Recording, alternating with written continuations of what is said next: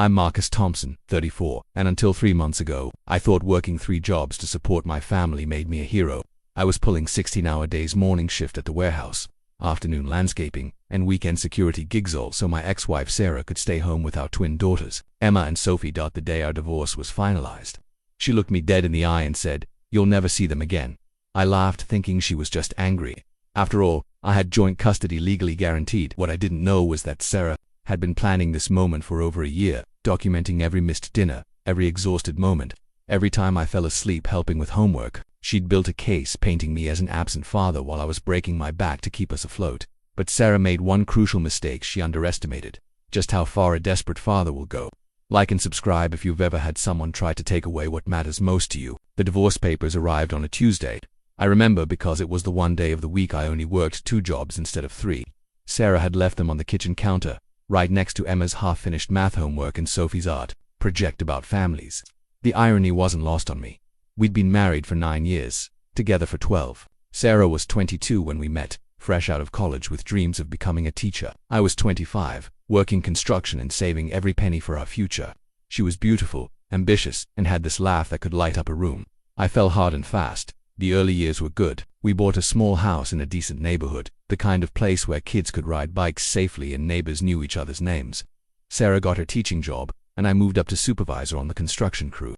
We talked about having kids, about growing old together, about all the things young couples dream about. When Sarah got pregnant with the twins, everything changed. The pregnancy was difficult, morning sickness that lasted all day, complications that put her on bed rest for the final 3 months.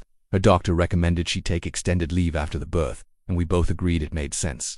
But twins needed her, and childcare for 2 infants would cost more than her teacher's salary anyway. But extended leave turned into permanent leave. Sarah said she wanted to be there for every milestone, every first word, every first step. I supported her decision because I wanted what was best for our family. What I didn't realize was that my construction job wasn't going to be enough to support a family of 4 on a single income. The financial pressure started slowly. First, we had to skip a few mortgage payments. Then the credit cards started carrying balances. Sarah assured me it was temporary, that she'd go back to teaching once the girls started school. I picked up overtime whenever I could, working 60-hour weeks instead of 40. When the construction company downsized and I lost my supervisor position, panic set in. The pay cut was substantial and we were already struggling. That's when I took the warehouse job, early morning shifts from 5 a.m. to 1 p.m. The landscaping work came next, afternoons and weekends. Finally, I added the security guard position, covering for people who called in sick or taking extra shifts whenever they were available. Sarah grew resentful. She complained that I was never home, that I was missing bedtime stories and family dinners. She didn't seem to understand that I was working myself to death to keep our family together. Every missed dinner was a choice between eating together and keeping the lights on. Every exhausted evening was the price of having a roof over our heads. The arguments became more frequent. Sarah accused me of choosing work over family. I accused her of not understanding the financial reality we faced. She said I was an absent father. I said she was living in a fantasy world where money grew on trees.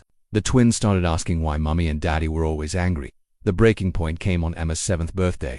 I had promised to be home early for her party, but a co-worker called in sick and I had to cover his security shift. I arrived 3 hours late to find Sarah cleaning up decorations and the twins already in bed. The look in Sarah's eyes that night was different, cold, calculating, final. "This isn't working anymore, Marcus," she said, not looking at me as she threw away paper plates and deflated balloons.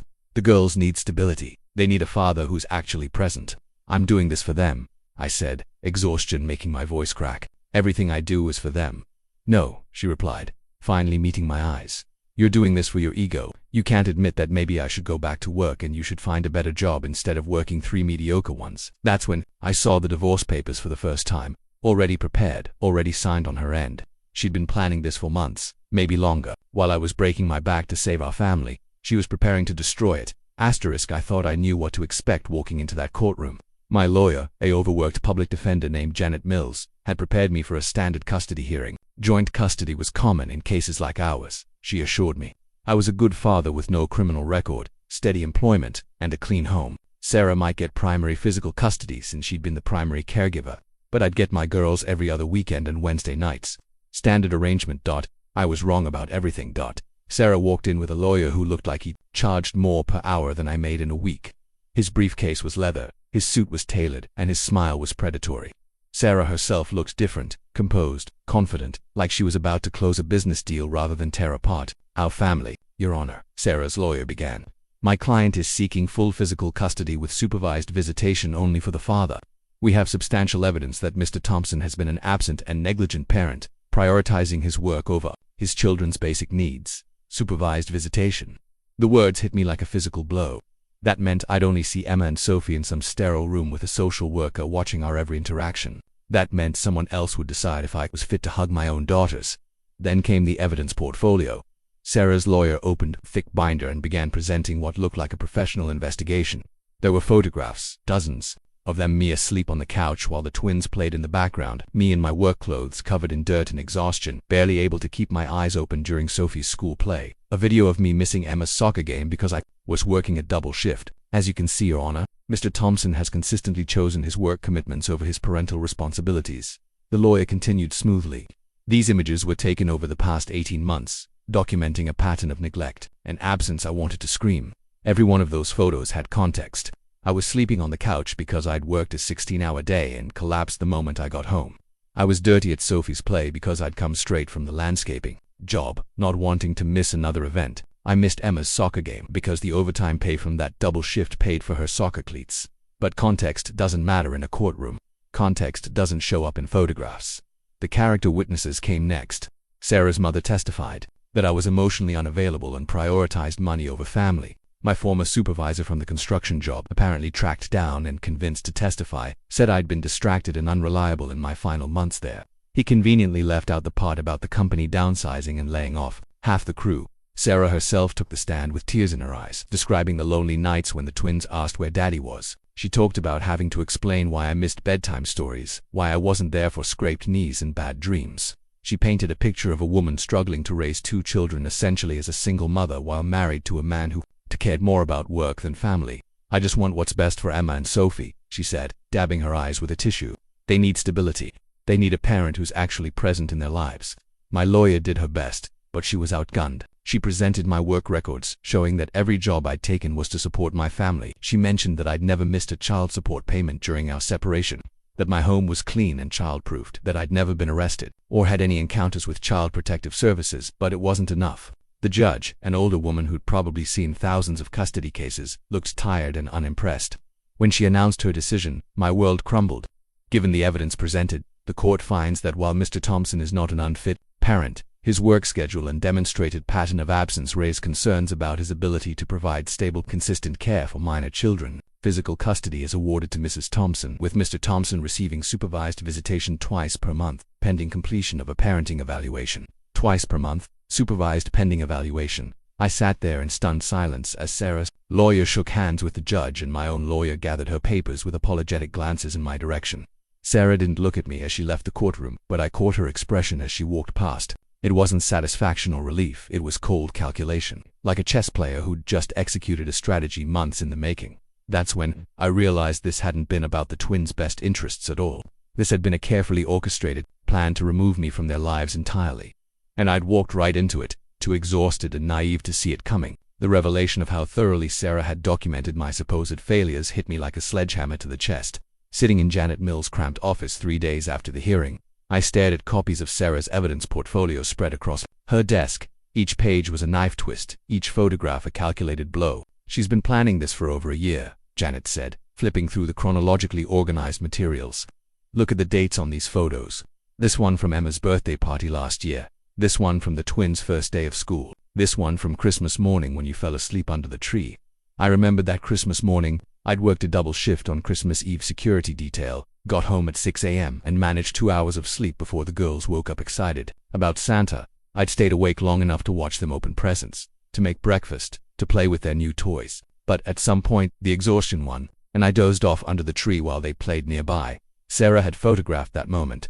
Not the breakfast I'd made, not the toys I'd assembled at 3 a.m., not the joy on the twins' faces as they showed me each gift, just me, asleep, looking like a father who couldn't be bothered to stay awake on Christmas morning. The problem is, Janet continued, everything in here is technically true. You were exhausted, you did miss events, you were working constantly, but the context is completely missing. I pulled out my work schedules from all 3 jobs, documents I'd brought hoping they'd help my case. The warehouse schedule showed 5 a.m. to 1 p.m. shifts, Monday through Friday. The landscaping company had me down for 2 p.m. to 8 p.m., Tuesday through Saturday. The security job was weekends and fill-in shifts, whenever someone called in sick or went on vacation. Look at this, I said, spreading the schedules next to Sarah's photos. This picture of me missing Emma's school concert. I was working security at the hospital because 3 guards called in with flu. This one where I look exhausted at Sophie's birthday party. I'd just finished a 14-hour day because we had a landscaping emergency. Janet studied the schedules with growing frustration. Marcus, you were working 80-hour weeks, some weeks more. That's not sustainable for anyone, let alone a father trying to be present for his children. What choice did I have? I snapped, immediately regretting my tone. Janet was trying to help, and she was doing it for barely above minimum wage because I couldn't afford anyone better. Sarah refused to go back to work. Someone had to pay the bills. I understand that, but look at this from the judge's perspective. Sarah presented evidence of an absent father. You're presenting work schedules that prove you were, in fact, absent. The reasoning doesn't change the result. She was right, and that's what made it so infuriating. Every missed dinner, every exhausted evening, every time I fell asleep helping with homework, it all looked like neglect when stripped of context. The financial pressure that drove those choices, the sacrifice I was making for my family's stability, none of that showed up in photographs. The bigger problem, Janet continued, is the systematic nature of Sarah's documentation. This wasn't casual photography. She was building a case. Look at the angles, the timing, the focus on your fatigue and absence rather than your presence. And efforts I studied the photos more carefully. She was right. In every image I looked either absent or exhausted. There were no photos of me helping with homework at midnight after working all day. No pictures of me making breakfast before my early shift or reading bedtime stories when I got home late. No documentation of me sacrificing sleep to attend school, events, or giving up my lunch breaks to make it to parent-teacher conferences. What about character witnesses? I asked. Can we get people to testify about the kind of father I really am? Janet's expression grew grim. We can try. But Sarah's team got there first. Your old construction supervisor. They convinced him to testify against you by focusing on your distraction and performance issues in your final months. They didn't mention the company was laying people off or that you were working multiple jobs to stay afloat. She pulled out another document from Sarah's portfolio, a letter from Emma and Sophie's school counselor expressing concern about their emotional state and questions about father's availability. The letter was dated 6 months ago, right? Around the time Sarah would have been gathering evidence. She coached them, I realized aloud. She told them to talk to the counselor about missing me. That's a serious accusation, Janet warned, and one that's nearly impossible to prove. The counselor genuinely believes she's acting in the children's best interests. The financial implications were staggering. Sarah's lawyer probably cost more than I made in 6 months. The investigation, the professional photography, the systematic evidence gathering. This had been expensive, which raised an obvious question. How did Sarah pay for all this? I asked. She hasn't worked in 7 years. I was barely covering our basic expenses. Janet raised an eyebrow. That's actually a very good question. Did she have access to credit cards, a separate bank account, family money? I thought back to our financial situation during the marriage. Sarah handled most of the household finances while I focused on earning money. She had access to our joint accounts, but those were barely staying positive. Her parents weren't wealthy. Her father was a retired postal worker. Her mother a secretary. I don't know, I admitted. But this level of preparation, this quality of legal representation, someone paid for it. And it wasn't me. Janet made notes. The first spark of hope I'd seen in her expression since the hearing. If Sarah has undisclosed assets or income sources, that could change everything. It would show financial deception and could call into question her credibility. For the first time since receiving those divorce papers, I felt like maybe I wasn't completely powerless. Sarah had outmaneuvered me in court, but she might have made a mistake. If I could prove she'd been hiding money while claiming financial hardship, if I could show that her evidence gathering was part of a calculated deception rather than genuine concern for the children, maybe I could fight back. What do we do? I asked. Janet closed the portfolio and looked at me seriously. We investigate. We find out how Sarah funded this operation and we build our own case. But, Marcus, I have to warn you, this is going to get expensive, and there's no guarantee of success. The family court system has biases, and overturning a custody decision is incredibly difficult. I thought about Emma and Sophie, probably wondering why Daddy couldn't see them anymore. I thought about supervised visitation in some sterile room, having to prove I was worthy of my own daughter's love. I thought about Sarah's cold, calculating expression as she left the courtroom. I don't care what it costs, I said. Those are my girls. I won't let her take them away from me. The first person to truly understand what I was going through was my sister Jenny. She showed up at my apartment the day after my meeting with Janet, carrying a box of groceries and a bottle of whiskey. Jenny was 2 years older than me, a nurse at the children's hospital, and had been through her own brutal divorce 3 years earlier. I heard about the hearing, she said, setting the groceries on my kitchen counter without waiting for an invitation. Mom called me. I was surprised. Mom had heard about it at all. I'd been trying to keep the details from her, partly out of shame and partly because she was battling her own health issues. At 73, she didn't need the stress of her son's failing marriage and custody battle. Sarah called her Jenny, continued, reading my expression. Told her that you'd been struggling with work-life balance, and that the separation was difficult for everyone. Made it sound like you'd agreed to limited visitation. The manipulation was breathtaking. Even now, Sarah was controlling the narrative, making sure everyone in our family heard her version of events first. She'd always been good at that, presenting herself as the reasonable one, the victim, the one trying to keep everyone happy. What did Mom say? I asked. She's confused and worried. She wants to help, but she doesn't understand how you went from being a devoted father to seeing your kids twice a month under supervision.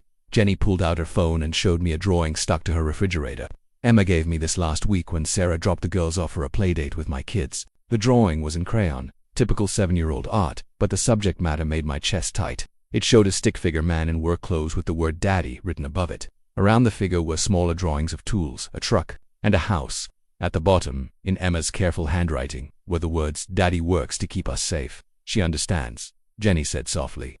Maybe not the adult complexities, but she knows you are working for them, not against them. Over the next few days, I started reaching out to people who might help me build a case. The responses were mixed and often heartbreaking. My co-workers at the warehouse were unanimously supportive. Mike, the shift supervisor, offered to testify about my reliability and work ethic.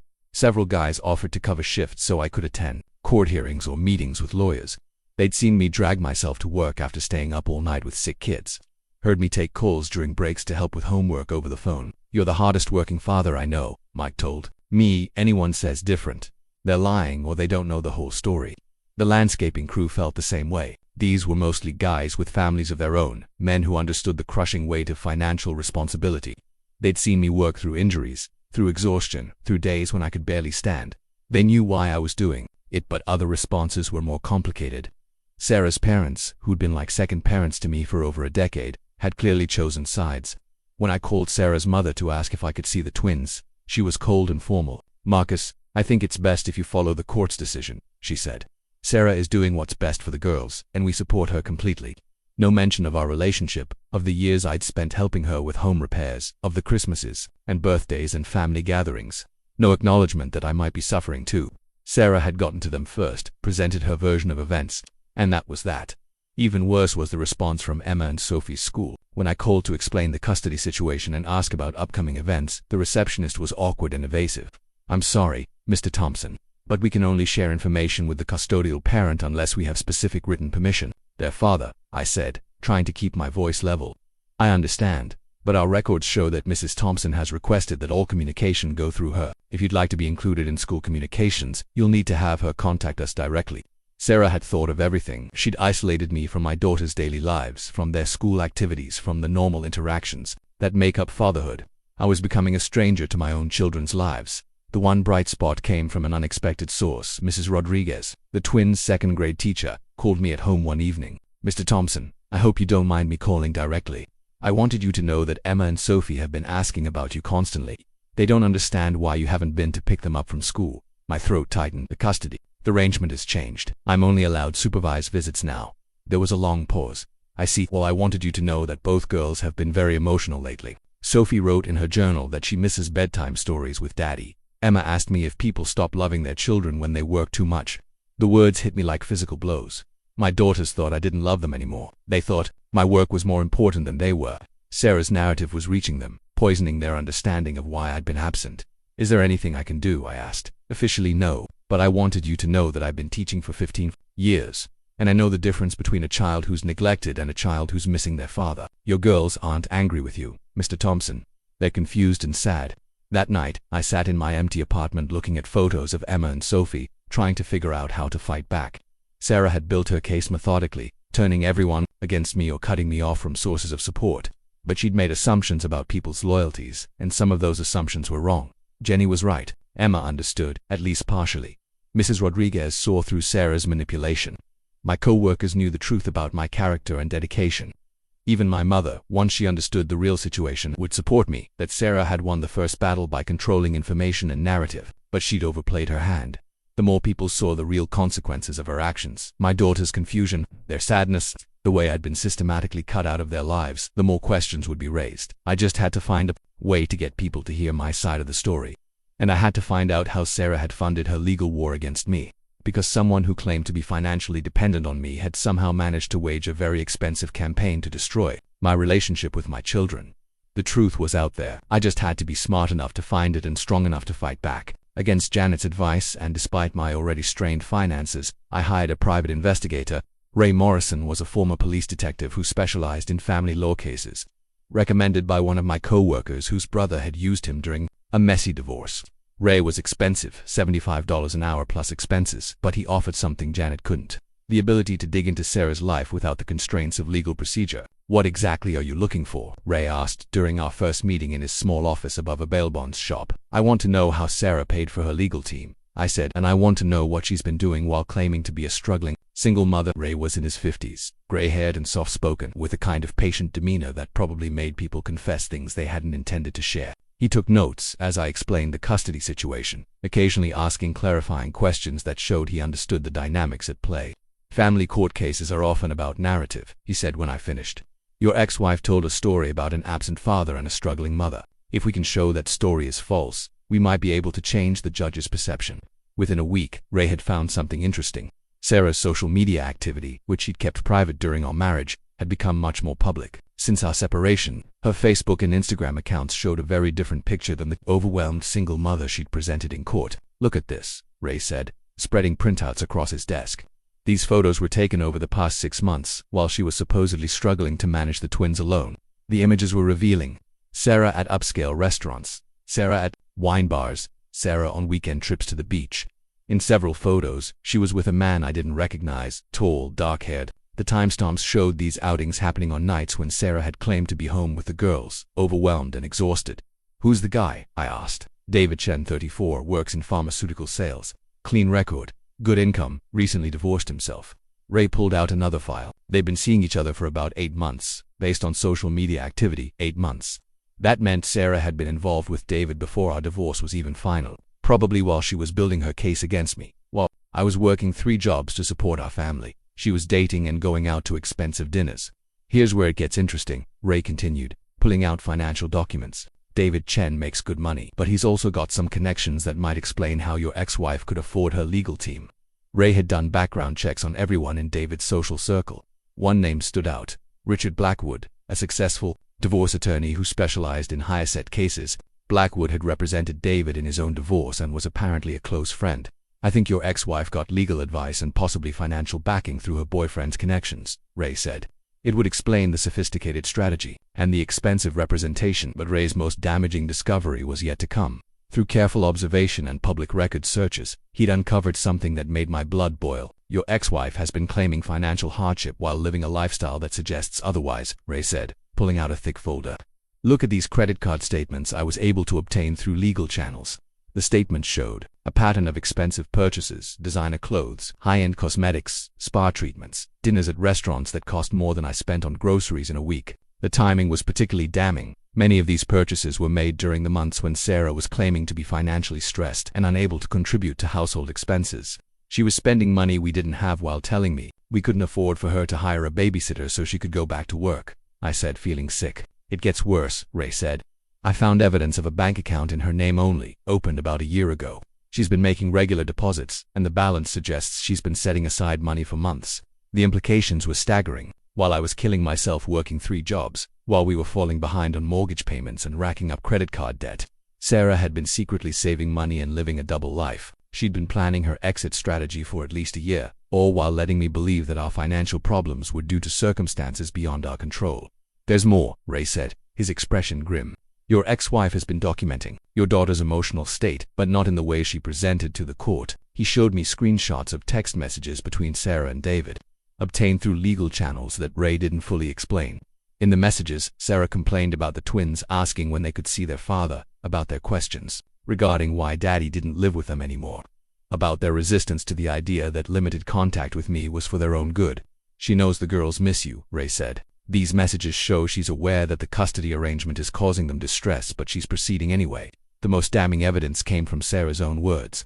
In one text exchange with David, she wrote, "The girls keep asking about Marcus, but they'll adjust. Kids are resilient. The important thing is that I have primary custody and can make decisions about their lives without his interference. That's how she saw my relationship with my own daughters, as interference to be eliminated." Ray had also discovered David's background wasn't as clean as it initially appeared. While he had no criminal record, he'd been involved in 2 domestic disputes with his ex-wife, including one that resulted in a restraining order. The restraining order had been dropped, but the police reports suggested a pattern of controlling and potentially volatile behavior. "Your daughters are living part-time with a man who has a history of domestic conflicts," Ray said. "That's grounds for requesting an emergency custody review."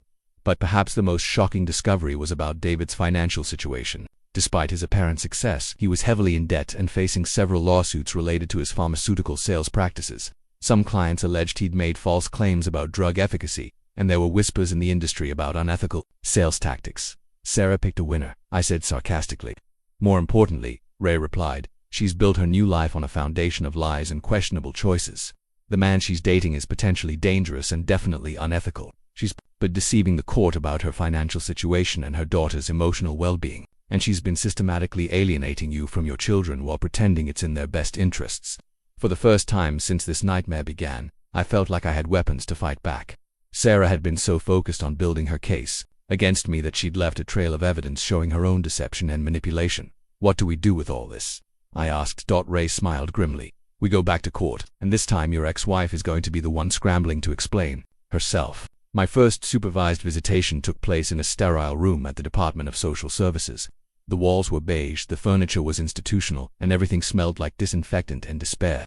I arrived 15 minutes early, my hands shaking as I signed in with the receptionist. Emma and Sophie were already there, sitting on a small couch with a social worker named Mrs. Patterson. When they saw me, both girls jumped up and ran to me with the kind of desperate enthusiasm that broke my heart. "Daddy," Sophie cried, throwing her arms around my waist. "I missed you so much. Where have you been?" Emma was more reserved, but I could see the relief in her eyes. "Mum said you were busy with work," she said carefully. "But Mrs. Patterson said we could play games with you today." I knelt down to their level, trying to keep my voice steady. "I missed you both too so much. I've been thinking about you every day." "Then why didn't you come see us?" Sophie asked with 7-year-old directness. "We kept waiting for you to pick us up from school." Mrs. Patterson, a middle-aged woman with kind eyes and a clipboard, intervened gently. "Remember what we talked about, girls? Sometimes grown-ups have to follow special rules about when they can visit." The next 2 hours were simultaneously the best and worst of my life. Best because I got to hold my daughters, to hear about their school days and their friends and their dreams. Worst because every interaction was observed and noted. Every moment of connection filtered through the lens of suspicion. Emma had brought her school journal, and she showed me the pictures she'd drawn during our separation. Page after page of crayon drawings showing our family, me, Sarah, and the twins, but in every picture, I was separated from the rest of them by walls or distance. "This one is our old house," Emma explained, pointing to a drawing of a house with stick figures. "This is you at work, and this is me and Sophie and Mom at home." I drew it because I wanted to remember when we all lived together. Sophie, meanwhile, had been keeping a collection of things she wanted to show me: a good grade on a spelling test, a friendship bracelet she'd made, a rock she'd found that looked like a heart. She'd been saving them for weeks, waiting for the chance to share them with me. "I put them in a special box," she said, pulling items out of her backpack. "Mom said I should give them to you when I saw you again." Mrs. Patterson took notes throughout our visit, documenting our interactions. When I asked Emma about school, she wrote something down. When Sophie climbed onto my lap to show me her bracelet, she made another note. When both girls asked when they could come to my new apartment, Mrs. Patterson's pen moved across her clipboard. "We want to see your new house, Daddy," Emma said. "Mom said it's really small and you don't have room for us, but we don't need much room. We could share a bed." The knife in my chest twisted deeper. Sarah had been managing their expectations, telling them that my apartment was inadequate for visits. In reality, I had a 2-bedroom place with a room specifically prepared for them, complete with bunk beds and all their favorite toys. "I have a room just for you and Sophie," I told them, "with bunk beds and space for all your toys. I've been waiting to show it to you." Sophie's eyes lit up. "Really? Can we come tonight?" "Please, Daddy." Mrs. Patterson intervened again. "Remember, girls, we're just visiting today. But maybe next time we can talk about different kinds of visits." As our time together continued, I began to notice things that worried me. Both girls seemed more anxious than usual, constantly looking to Mrs. Patterson for approval before speaking freely. Emma, who had always been outgoing and confident, was choosing her words carefully, as if she'd been coached on what to say and what not to say. "Mom says you work too much to take care of us," Emma said during a quiet moment when we were coloring together. "Is that true, Daddy?" The question felt like a trap, and I could see Mrs. Patterson's pen poised over her clipboard. How do you explain to a 7-year-old that you worked 3 jobs to keep food on the table and a roof over their heads? How do you tell them that their mother's version of events is a manipulation without bad-mouthing their other parent? I work hard because I love you and Sophie, I said carefully. Sometimes grown-ups have to work extra to make sure their children have what they need. But Mom doesn't work and we have everything we need, Sophie said, confusion clear in her voice. I glanced at Mrs. Patterson, who was watching the exchange intently. There are different ways to take care of a family, I said. Mom takes care of you by being home with you. I take care of you by working to pay for your house and food and clothes. Emma considered this seriously. So you both take care of us, just differently. That's right, sweetheart. But Sophie's next question revealed the depth of Sarah's manipulation. Mom says you might not want to see us anymore because we're too much trouble. Is that true? The words hit me like a physical blow. I pulled Sophie onto my lap, holding her tight as I fought back tears. Sophie, listen to me very carefully. You and Emma are not trouble. You are the most important things in my whole world. There is nothing I want more than to see you every day. Then why don't you live with us anymore? She asked, her small voice breaking. Sometimes grown-ups can't live together anymore, but that doesn't change how much they love their children. I love you and Emma more than anything in the universe, and I always will. Emma had been listening to this exchange with the serious expression of a child trying to make sense of adult complications. Daddy, she said quietly, I heard Mom talking to David on the phone. She said you might try to take us away from her. David, so the girls had met Sarah's boyfriend. The thought of my daughters being around a man with a history of domestic disputes made my stomach clench, but I couldn't express that concern without seeming paranoid or vindictive. I don't want to take you away from Mom, I said truthfully. I just want to be part of your lives. I want to help with homework and come to school plays and tuck you in at night sometimes. We want that too, Emma said firmly. We miss you, Daddy, a lot. Mrs. Patterson had been taking notes throughout this conversation, and I wondered what she was writing. Were the girls' questions being interpreted as evidence of my influence, or as natural responses to a confusing situation? Toward the end of our visit, Sophie pulled out a piece of paper from her backpack. It was a drawing she'd made at school, part of an assignment about families. The drawing showed our family, but we were all standing separately, not touching. At the bottom, in her careful 7-year-old handwriting, she'd written, I wish my family was together. My teacher asked me about this, Sophie said, pointing for the drawing. She wanted to know why everyone was standing apart. I told her that families sometimes live in different places but they still love each other. Emma nodded. My teacher asked me questions too, about why we seemed sad and if everything was okay at home. Mrs. Patterson looked up from her notes. The school counselor has been in touch with our office. She said to me, there are some concerns about the girls' emotional adjustment. When our 2 hours were up, both girls clung to me, begging to stay longer or to come home with me. Sophie cried, and Emma tried to be brave, but I could see her lower lip trembling. When can we see Daddy again? Emma asked Mrs. Patterson. We'll schedule another visit soon, Mrs. Patterson replied. Mr. Thompson, could I speak with you privately for a moment? I kissed both girls goodbye and promised them I'd see them very soon as Sarah arrived to pick them up. I watched through the window as my daughters reluctantly got into her car. Sarah didn't look at me, didn't acknowledge me at all. She simply loaded the girls into her vehicle and drove away. Mr. Thompson, Mrs. Patterson said once we were alone. I need to ask you some direct questions about the children's statements during today's visit. My heart raced. Had I said something wrong? Had the girls revealed something that would be used against me? The children seem very attached to you and clearly miss having you in their daily lives, she continued. But I'm also noticing some concerning patterns in their responses. They seem to have been given very specific messages about this situation, and some of those messages don't align with what I observed today. What do you mean? Emma and Sophie have been told that you work too much to care for them properly, but their emotional responses suggest they understand that you work to provide for them. They've been told you might not want to see them, but their attachment and your responses show that's clearly not true.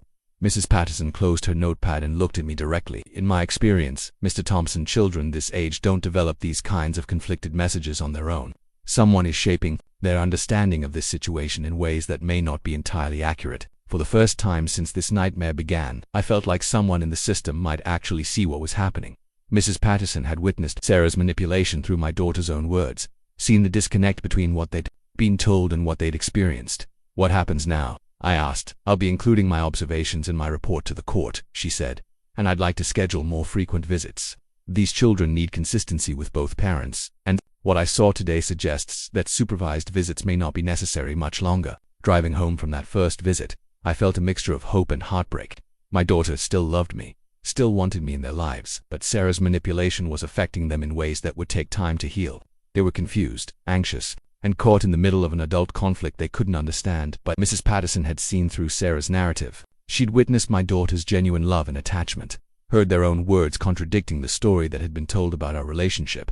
For the first time since losing custody, I felt like maybe, just maybe, the truth would eventually come out. 2 weeks after my first supervised visit, Sarah's lawyer filed a motion for increased child support. The amount she was requesting was staggering, nearly double what I was already paying, which would have consumed almost my entire income from the warehouse job alone. She's trying to financially cripple you, Janet explained as we reviewed the motion in her office. If the court grants this increase, you won't be able to afford legal representation. You'll be forced to represent yourself or give up fighting for custody altogether. The motion painted a picture of changed circumstances that required additional financial support. Sarah claimed the twins needed private tutoring due to emotional trauma from the divorce, expensive therapy sessions, and upgraded healthcare coverage. She also requested money for stability-enhancing activities like private school tuition and extracurricular programs. Private school, I said, scanning the documents. Emma and Sophie are doing fine in public school. Their teachers have never mentioned any problems. That's not the point, Janet replied. Sarah is creating a narrative that the children need expensive interventions because of the trauma you supposedly caused. It's designed to make you look like you're depriving them if you object to paying for these things.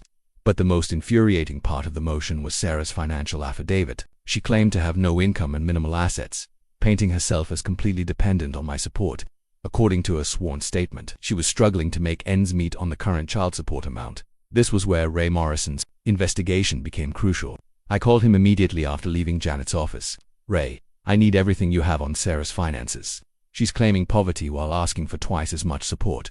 Perfect timing, Ray said. I just got some interesting information from a contact at the bank. Your ex-wife has been making regular deposits to that secret account. I found deposits that don't match anything in her financial disclosure. Ray had traced the deposits to David Chen. Over the past 6 months, David had been giving Sarah money, sometimes $500, sometimes $1,000, always in cash that she then deposited. The total amount was over $8,000, none of which appeared in her court filings. She's been living on her boyfriend's money while claiming financial hardship, I said. It gets better, Ray continued. I also found evidence of several expensive purchases that she's been hiding. Remember those credit card statements? The cards are in David's name, but Sarah has been using them regularly. Ray had documentation of Sarah's spending habits that directly contradicted her claims of financial distress. Designer clothes purchased the same week she filed for increased support, expensive dinners while claiming she couldn't afford groceries for the twins, spa treatments and salon visits while stating she needed more money for the children's basic needs. Here's the smoking gun, Ray said. I found receipts for a consultation with a family law attorney in the next state over. She paid $2,500 for advice on how to relocate with minor children. My blood ran cold. Sarah wasn't just trying to limit my access to Emma and Sophie, she was planning to move them away entirely. The expensive legal consultation was about the requirements for relocating with children post-divorce, how to build a case for moving out of state. She's planning to disappear with them, I said. That's what it looks like. The timing of the increased support request makes sense now. She needs more money to fund the relocation while maintaining the appearance of financial need. Armed with this information, Janet filed a counter-motion challenging Sarah's financial claims and requesting an emergency hearing to address the potential relocation threat. We also submitted all of Ray's evidence about Sarah's hidden income and secret spending. The response was swift and vicious. Sarah's lawyer filed an immediate objection, claiming that my investigation into Sarah's finances constituted harassment and stalking. They requested a restraining order that would prevent me from having any contact with Sarah or investigating her activities. They're scared, Janet said when we received the objection. People don't file for restraining orders when they have nothing to hide. But Sarah's counterattack went beyond legal maneuvering. She began a campaign to discredit me in our community, spreading stories about my obsessive behavior and inability to accept the divorce. She told neighbors that I was having her followed, that I was trying to interfere with her new relationship, that she feared for her safety. The impact was immediate and devastating. Parents at Emma and Sophie's school began avoiding me when I tried to attend public events. Neighbors who had known me for years suddenly seemed uncomfortable in my presence. Even some of my co-workers started treating me differently. Having heard rumors about my behavior toward my ex-wife, Sarah was particularly clever about her character assassination. She never made direct accusations, instead expressing concerns and asking for understanding about her difficult situation. She played the role of the frightened single mother perfectly, earning sympathy while painting me as an unstable ex-husband. Marcus seems to be having trouble accepting that our marriage is over, she told our former neighbor, Mrs. Chen. According to what Mrs. Chen later told my sister, I just want to move on with my life and focus on the girls, but he seems determined to make things difficult. The financial pressure was crushing, between child support, legal fees, and Ray's investigation costs. I was spending every penny I earned and going into debt. I had to choose between groceries and gas money, between keeping the lights on and paying my lawyer. Some nights I sat in my car in McDonald's parking lots, using their Wi-Fi because I couldn't afford internet at home.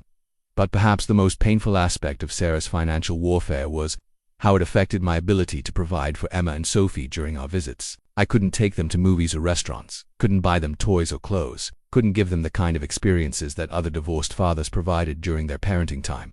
During one supervised visit, Sophie asked me why we always had to stay in the social services building instead of going somewhere fun like ice cream or the park. I want to take you lots of places, I told her, but right now we have to visit here. Is it because you don't have enough money? Emma asked with the perceptiveness of a child who'd been listening to adult conversations. The question broke my heart because it was partially true. Even if supervised visits had been lifted, I couldn't afford to take my daughters anywhere. Every dollar I had was going toward the legal battle to maintain any relationship with them at all. Money isn't the most important thing, I said, pulling both girls close. The most important thing is that we love each other and we get to spend time together. But inside, I was burning with rage at Sarah's manipulation. She was systematically destroying my ability to fight for my children while simultaneously claiming that I wasn't providing adequately for them. It was a perfect trap. The more I spent trying to regain custody, the less I had to spend on actually being a father. Looking at my bank statements that night, seeing the mounting legal bills and the meager amount left for basic survival, I realized that Sarah's strategy might actually work. I was running out of money, running out of resources, running out of time. But I also realized something else. Sarah's lies were becoming more elaborate, more desperate. The restraining order request, the character assassination, the claims of harassment, they all suggested that Ray's investigation was hitting close to home. Sarah was scared, and scared people make mistakes. I just had to hold on long enough to catch her in one. The breakthrough came from an unexpected source. Ray Morrison called me at 6 a.m. on a Tuesday, his voice tight with excitement and something that sounded like concern. "Marcus, I need you to meet me at my office immediately, and bring Janet, if you can reach her. We've got a problem that might actually be our solution." I'd been getting ready for my warehouse shift, but the urgency in Ray's voice made me call in sick for the first time in months. Janet agreed to meet us during her lunch break. Sensing that something significant had developed, Ray's office was cluttered with files and photographs spread across every surface. He looked like he hadn't slept, which turned out to be accurate. "I got a call last night from a contact at the police department," Ray began without preamble. "David Chen was arrested Sunday night for domestic battery. The victim was a woman he'd been dating before Sarah." My stomach dropped. If David had a pattern of violence, and he was living with or around my daughters, there's more, Ray continued, pulling out a police report. The victim, Jessica Martinez, told police that David had bragged about manipulating family court cases. According to her statement, he helped Sarah build her case against you and has been coaching her on how to present herself as a victim. Janet leaned forward, suddenly very interested. "That's potential conspiracy to commit perjury. What else did this woman say?" Ray consulted his notes. Jessica said David told her that family courts are biased against fathers, and that with the right strategy and presentation, any mother can get primary custody. He apparently helped Sarah document your absence and fatigue, taught her how to frame your work schedule as neglect rather than dedication. The pieces were falling into place. David's involvement explained the sophistication of Sarah's legal strategy, the professional quality of her evidence gathering, the systematic nature of her campaign against me. "But here's the real bombshell," Ray said, pulling out a thick folder. Jessica also told police that David has been financially supporting Sarah in exchange for her testimony in his own custody battle with his ex. I stared at Ray. "What do you mean?" "David is fighting for custody of his own kids from his previous marriage. He's been paying Sarah to testify about what a great father he is, how wonderful he is with your girls, how stable their relationship is. It's all lies. But Sarah's testimony as his girlfriend and the mother of children in his care carries weight in family court." Janet was already taking notes. "That's conspiracy, perjury, and potentially extortion. If we can prove David paid Sarah to lie in his custody case, it calls into question everything she's said in ours." Ray spread out more documents, bank records, text messages, phone records that painted a picture of an elaborate scheme. David and Sarah had been working together to manipulate two separate family court cases, using each other as character witnesses while hiding David's history of domestic violence and Sarah's financial deception. "The timeline is particularly damning," Ray continued. "Sarah started receiving regular payments from David right around the time she began documenting your supposed neglect. The money wasn't just for living expenses, it was payment for services rendered. But the most shocking revelation was yet to come." Ray pulled out medical records that his contact at the hospital had flagged for him. "Emma was treated in the emergency room 3 weeks ago. Ray said quietly. Sarah brought her in with bruises on her arms and a split lip. She told the doctors that Emma had fallen from her bike. My heart stopped. Is Emma okay? She's fine now. But the attending physician made notes that the injuries were inconsistent with a bike accident. The bruising pattern suggested she'd been grabbed forcefully by an adult. The doctor recommended a social services consultation, but Sarah refused and left with Emma before it could be arranged. Janet was already reaching for her phone. We need to file for emergency custody immediately. If there's any chance David is hurting those children. That there's more, Ray said grimly. I spoke with Jessica Martinez directly. She said David has a specific pattern with his domestic violence. He targets children when he wants to hurt the mothers, knowing that hurting kids is more devastating than hurting the women directly. The room spun around me. My daughter had been hurt, possibly deliberately, by the man Sarah had chosen to bring into their lives, the same man who had helped engineer my removal from their daily protection.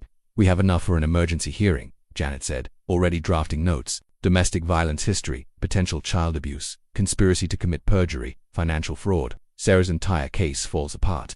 Ray had saved the best evidence for last. He pulled out a recording device and set it on his desk. Jessica agreed to wear a wire during a phone conversation with David, he said. He's in jail, so he was careless about what he said. The conversation happened last night. Ray pressed play, and David's voice filled the small office. The quality was clear, and his words were devastating. Look, the whole thing with Sarah was business, David's voice said through the speaker. She needed help getting rid of her ex. I needed someone to vouch for me in my own case. It worked perfectly until you had to go and get me arrested. Jessica's voice responded. But what about the kids? David, you said you cared about those little girls. I care about winning, David replied coldly. Sarah's kids are just leverage. The father was actually a decent guy, worked his ass off for those kids, but Sarah wanted him gone so she could control everything. I just helped her make it happen. The recording continued for several more minutes, with David admitting to coaching Sarah on her testimony, describing how they'd deliberately created situations to make me look bad, and even bragging about the bruises on Emma. The kid was asking too many questions about why her dad couldn't live with them anymore, David's voice said. I had to shut her up somehow. Sarah was upset, but she understood it was necessary. I was on my feet before I realized I'd moved, rage coursing through me like electricity. David had deliberately hurt my daughter to silence her questions about me. Sarah had known about it and allowed it to continue. Easy, Ray said, standing to block my path to the door. I know exactly how you feel, but we handle this through the system. We have everything we need to destroy them both legally. Janet was already on her phone with the courthouse, requesting an emergency hearing. Judge Martinez can see us this afternoon, she said. Marcus, go home and get cleaned up. Wear your best clothes. This is the hearing that gets your daughters back. As I drove home to change clothes, my mind raced through everything that had led to this moment. Sarah's calculated manipulation, David's violence, the systematic destruction of my relationship with my children. It had all been exposed in a matter of hours, but underneath my anger and relief was a deeper fear. Emma and Sophie had been living with a violent man for months. They'd been subjected to psychological manipulation and potentially physical abuse. Even if I won custody today, the damage that had been done to my daughters might take years to heal. The system had failed them. I had failed them by not seeing Sarah's manipulation sooner, by not fighting harder from the beginning, by allowing myself to be painted as the villain while my children were placed in actual danger. But now I had the truth, and the truth was going to bring my daughters home. The emergency hearing was scheduled for 2 p.m., giving us just enough time to prepare our presentation. Janet had called in favors to expedite the process, and Judge Martinez had agreed to hear our motion based on the allegations of child endangerment and domestic violence. I sat in the courthouse hallway, wearing the only suit I owned, watching Sarah arrive with her expensive lawyer. She looked confident, composed, like she was attending a business meeting rather than a hearing that could determine the safety of her children. David wasn't with her. He was still in jail pending his domestic violence charges. When Sarah saw me, her expression shifted slightly. Something in my demeanor must have told her that this hearing was different from the others. For the first time since this ordeal began, I wasn't the desperate defensive father scrambling to explain himself. I was angry, prepared, and armed with the truth. All rise, the bailiff announced as Judge Martinez entered the courtroom. She was a stern woman in her 50s who had a reputation for being tough on domestic violence cases and protective of children's welfare. Janet stood immediately. Your Honor, we're requesting emergency modification of custody based on newly discovered evidence of domestic violence, child endangerment, and conspiracy to commit perjury. Sarah's lawyer, Richard Blackwood, was on his feet just as quickly. Your Honor, this is clearly a desperate attempt by Mr. Thompson to relitigate issues that have already been decided. We object to this hearing and request that Mr. Thompson's motion be dismissed. Judge Martinez consulted her notes. Mr. Blackwood, allegations of child endangerment supersede previous custody arrangements. I'll hear the evidence. Ms. Mills, proceed. Janet had organized our presentation meticulously. She began with David Chen's arrest record and the police report from Jessica Martinez, establishing a pattern of domestic violence and manipulation. Your Honor, the evidence shows that Mr. Chen has been living with or around the minor children while having an active history of domestic violence, Janet said, projecting documents onto the courtroom screen. More disturbing, we have evidence that Mr. Chen deliberately injured one of the children. She played the recording of David's phone conversation with Jessica. The courtroom was silent as David's voice filled the space, admitting to hurting Emma to shut her up about missing her father. Sarah's face went white. She leaned over to whisper urgently to her lawyer, but Blackwood held up a hand to silence her. Furthermore, Janet continued, we have evidence that Ms. Thompson and Mr. Chen conspired to manipulate these custody proceedings through perjury and financial deception. The bank records came next, showing David's payments to Sarah and her hidden spending while claiming financial hardship. Then came the evidence of Sarah's false testimony in David's custody case, the planned relocation consultation, and the systematic campaign to alienate the children from their father. Judge Martinez listened intently, occasionally asking clarifying questions. When Janet presented Emma's medical records from the emergency room visit, the judge's expression hardened. Ms. Thompson, Judge Martinez said, you're represented by counsel, but I want to hear directly from you. Did you know about Mr. Chen's history of domestic violence when you began your relationship with him? Sarah stood shakily. Your Honor, David told me those charges were false. His ex-wife was vindictive and that's not what I asked. Judge Martinez interrupted. Did you know about the charges? Yes or no? Yes, but, and did you know about the specific allegations that he had targeted children in previous relationships? Sarah's lawyer stood. Your Honor, my client isn't required to. Yes, she is, Judge Martinez said sharply. When children's safety is at stake, mothers absolutely are required to disclose what they know about potential threats. Ms. Thompson answered the question. Sarah looked trapped. I knew there had been some issues, but David assured me he would never hurt my children. Yet according to this medical report and Mr. Chen's own recorded admission, he did hurt your daughter, and you knew about it. The courtroom was silent. Sarah's carefully constructed image of the protective mother was crumbling in real time. Judge Martinez turned to the evidence of conspiracy. Ms. Thompson, these bank records show regular payments from Mr. Chen to you, totaling over $8,000, none of which appears in your financial disclosure to this court. Can you explain this discrepancy? Those were gifts, Sarah said weakly. David was helping us because we were struggling financially. Gifts that coincided with your testimony in his custody case. Gifts that you failed to report while claiming poverty and requesting increased support from Mr. Thompson. Janet stood. Your Honor, we have evidence that Ms. Thompson was paid to provide false testimony in Mr. Chen's custody proceedings. The payments were contingent on her portraying him as a stable father figure to her children. The recorded conversation was played again, this time focusing on David's admission that the relationship was business, and that Sarah had helped him with his own custody case in exchange for help destroying mine. Sarah's lawyer tried to object. Your Honor, this recording was obtained illegally. The recording was made with the consent of one party to the conversation, which is legal in this jurisdiction. Judge Martinez replied, and given that it relates to potential child endangerment, it's admissible. But the most damning moment came when Judge Martinez called for Emma's medical records to be examined more closely. She had requested that Dr. Sarah Chen, no relation to David, the emergency room physician who had treated Emma, be available by phone. Dr. Chen, Judge Martinez said, speaking to the phone on speaker, in your professional opinion, were Emma Thompson's injuries consistent with a bicycle accident? No, Your Honor. The bruising pattern on her upper arms was consistent with being grabbed forcefully by an adult. The split lip appeared to be from a direct blow rather than a fall. I recommended a social services consultation, but the mother refused and left with the child before we could arrange it. In your experience, doctor, what do these injury patterns typically indicate? They're consistent with physical abuse, Your Honor, specifically an adult grabbing and striking a child. Sarah was crying now, but they weren't tears of sadness. They were tears of fear and desperation. Her entire strategy was collapsing, and she was facing the possibility of losing custody entirely. Judge Martinez had heard enough. Based on the evidence presented, I'm making the following immediate orders. Physical custody of Emma and Sophie Thompson is immediately transferred to their father, Marcus Thompson. Ms. Thompson's visitation will be supervised pending a full investigation by Child Protective Services. Mr. Chen is prohibited from any contact with the minor children. The words hit me like a wave of relief and terror combined. I was getting my daughters back, but the circumstances were horrific. They'd been living with a violent man who had hurt Emma and manipulated both children.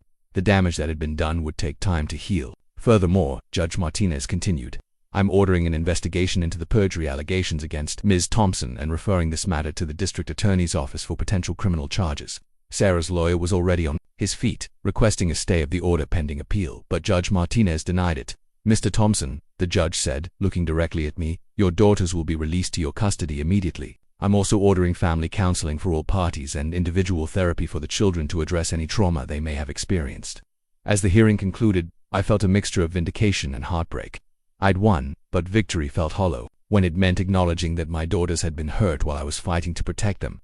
Sarah didn't look at me as she left the courtroom, flanked by her lawyer and what remained of her dignity. But as I walked out to begin the process of bringing Emma and Sophie home, I realized that this wasn't really an ending. It was the beginning of healing what had been broken, rebuilding what had been destroyed, and proving that sometimes, when you fight for what matters most, the truth eventually wins. The Child Protective Services investigation began within hours of Judge Martinez's order. CPS worker Maria Santos arrived at my apartment that evening to conduct an emergency placement assessment while Emma and Sophie waited at the courthouse. With the victim's advocate, Mr. Thompson, Maria said as she examined the girl's bedroom I'd prepared months ago, I need to be direct with you about what we're dealing with. Based on the medical records and the recorded conversation, we believe your daughters may have experienced both physical and psychological abuse.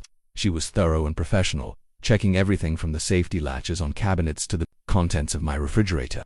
The apartment I'd been forced to move to after the divorce was small but clean, and I'd spent what little money I had making sure Emma and Sophie would have everything they needed. The children will need immediate counseling, Maria continued, and you should prepare yourself for some difficult behaviors as they adjust. Children who've experienced manipulation and abuse often test boundaries with their safe parent. When Emma and Sophie finally arrived at the apartment, they were confused and frightened. They'd been told they were coming to stay with me temporarily, but no one had explained why they couldn't go home to their mother. Daddy, Sophie said, clinging to my leg. Where's Mom? When is she coming to get us? Emma was more perceptive. Are we in trouble? Did we do something wrong? I knelt down to their level, trying to find words that would comfort them without lying about the situation. You're not in trouble at all. You're safe here, and I'm so happy you're with me. Mom is dealing with some grown-up problems right now, but you don't need to worry about that. The first few days were heartbreaking. Both girls were jumpy and anxious, constantly asking about Sarah and David. They'd been living in a state of psychological manipulation for months, told that I didn't want them, that I was too busy with work to love them properly. David said you might try to take us away from Mom, Emma told me on the second night. He said that would be bad for us. What else did David tell you? I asked gently. Emma looked at Sophie, then back at me. He said we shouldn't talk about him to other people, that it might get Mom in trouble if we said too much. Classic intimidation tactics. David had been coaching my daughters to keep his presence in their lives secret, isolating them from potential help or intervention. Sophie was dealing with her own trauma. She flinched when I moved too quickly or raised my voice even slightly. During bath time, I noticed finger-shaped bruises on her arms that were in various stages of healing, evidence of repeated rough handling. Sophie, I said, as gently as possible, did someone hurt you? She nodded solemnly. David said it was because we were being bad. He said good girls don't ask so many questions. My heart broke. My little girl had been physically intimidated for asking about her father. She'd been hurt for missing me, for wanting explanations about why her family had been torn apart. The CPS investigation expanded rapidly.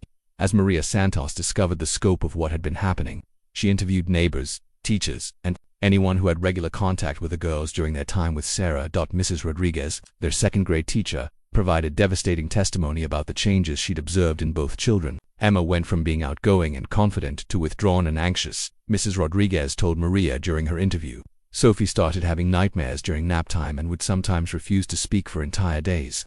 The school counselor had documented multiple concerning conversations with both girls over the past several months. Emma had told her that Daddy doesn't love us anymore because we're too much work. Sophie had asked why some daddies leave their children forever, but perhaps most damning was the testimony from neighbors in Sarah's apartment complex. David's volatile behavior hadn't been limited to private moments. Multiple residents had heard shouting, crying, and what sounded like furniture being moved violently. There were several nights when we heard children crying and a man yelling, one neighbor told the investigator. I called the apartment manager twice but was told it was a domestic issue and to mind my own business. The investigation also revealed the extent of Sarah's deception about her living situation. She'd told the court she was providing a stable home environment, but neighbors described a chaotic household where David came and went at all hours, often intoxicated or agitated. The woman seemed scared of him, another neighbor reported. She was always apologizing for his behavior, making excuses. The little girls looked terrified whenever he was around. Maria shared some of these findings with me during a follow-up visit, partly to help me understand what Emma and Sophie had endured, and partly to prepare me for the long road ahead. Your daughters were living in a state of constant tension, she explained. They never knew when David might become violent or when their mother might change the rules about what they were allowed to say or do. The medical evidence was equally disturbing. A thorough examination by a pediatric specialist revealed that both girls had signs of chronic stress, sleep disturbances, anxiety responses, and physical symptoms that indicated prolonged exposure to a threatening environment. Emma's injuries weren't isolated incidents, the doctor reported. Both children show signs of repeated minor trauma consistent with rough handling or physical intimidation.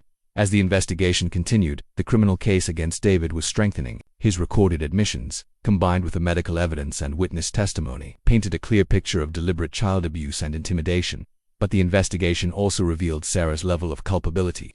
She hadn't just failed to protect Emma and Sophie, she'd actively enabled their abuse by allowing David to intimidate them into silence about missing me. Miss Thompson knew about the physical incidents. Maria told me during one of our meetings. Neighbors reported hearing her argue with Mr. Chen about being too rough with the kids, but she never removed them from the situation or sought help. The most heartbreaking discovery came from Sophie's backpack. Hidden in a small pocket was a collection of drawings she'd made during her time with Sarah and David. The pictures showed stick figures of our family, but in every drawing, the figure representing David was depicted as larger and darker than the others, often with angry expressions and raised hands. In one drawing, Sophie had written "Daddy come home" in crayon at the bottom. In another, she'd drawn herself and Emma hiding behind furniture while the David figure loomed over them. Children often express trauma through art, the child psychologist explained when she reviewed Sophie's drawings. These pictures suggest she was living in a state of fear and powerlessness. The investigation confirmed what I'd suspected from the beginning. Sarah's custody battle hadn't been about protecting our children or ensuring their welfare. It had been about control, manipulation, and removing me from their lives regardless of the cost to Emma and Sophie. But now the truth was documented, investigated, and undeniable. My daughters were safe, the people who had hurt them were facing consequences, and we could finally begin the process of healing. The investigation was far from over, but for the first time in months, I felt like the system was working to protect my children instead of enabling their abuse. Sarah's desperation became apparent within 48 hours of losing custody. The first sign came in the form of text messages, dozens of them, arriving at all hours of the day and night. They started as pleading attempts to see the girls and quickly escalated to threats and accusations. "You've turned my own children against me." One message read at 2 a.m. "Emma and Sophie will never forgive you for keeping them from their mother. You're a vindictive bastard who can't stand that I moved on with my life." Came another.